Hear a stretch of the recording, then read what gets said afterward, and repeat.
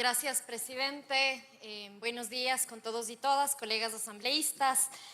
Los trabajadores son la esperanza, dice una cita que se encuentra frente a nosotros en el mural de Guayasamín.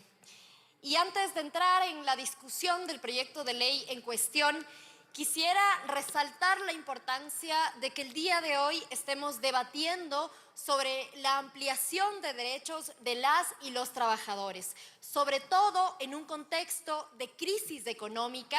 que ya sabemos y la historia bien nos ha enseñado que siempre pueden ser el contexto perfecto, la coyuntura perfecta para que la clase empresarial busque, en lugar de garantizar mayores derechos, mermarlos e incluso reducir jornadas laborales, reducir salarios, bajo la consigna de que todos y todas debemos arrimar el hombro. Y bueno, coincidencialmente sabemos que siempre quienes terminan sacrificándose son las trabajadoras y los trabajadores.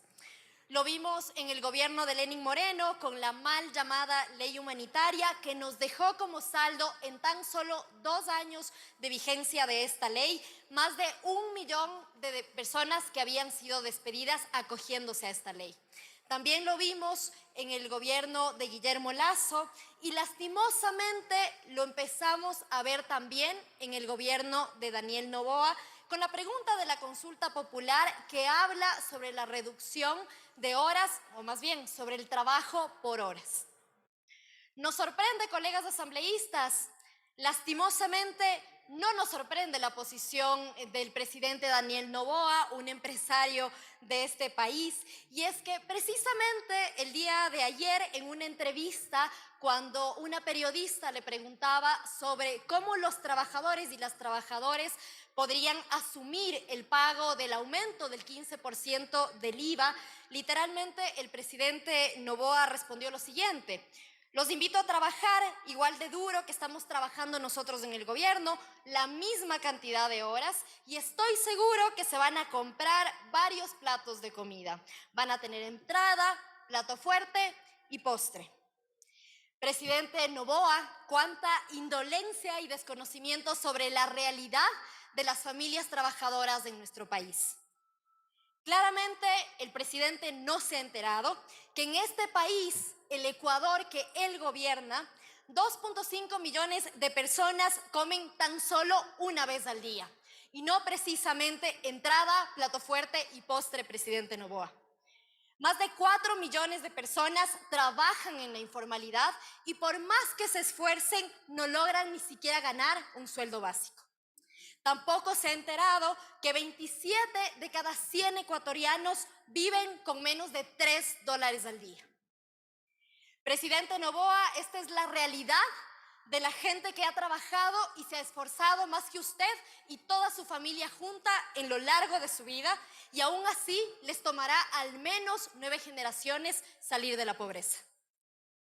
Ahora, colegas asambleístas, refiriéndome al texto de la ley en cuestión, quisiera sobre todo resaltar el enfoque de reparación ante los trabajadores y trabajadoras que han sufrido violencia o acoso en su espacio laboral.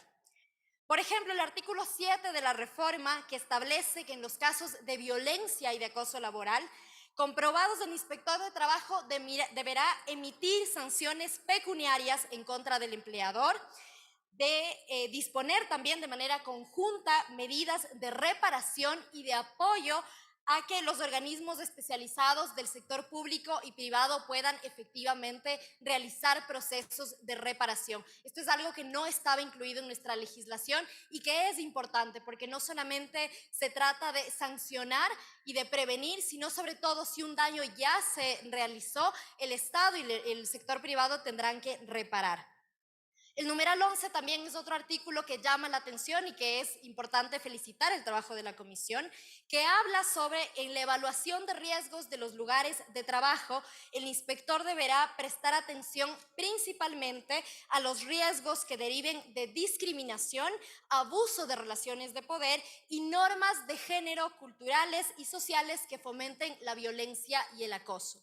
Estamos en una asamblea casi conformada por un 50% de mujeres y esta normativa es fundamental precisamente para que más mujeres puedan vivir entornos libres de violencia y discriminación en lo laboral. Finalmente, presidente y colegas asambleístas, estoy segura que una normativa como esta de protección a los trabajadores y a las trabajadoras, que son quienes realmente sostienen este país, contará con el apoyo unánime de esta asamblea y eso es digno de reconocer. Muchas gracias, presidente.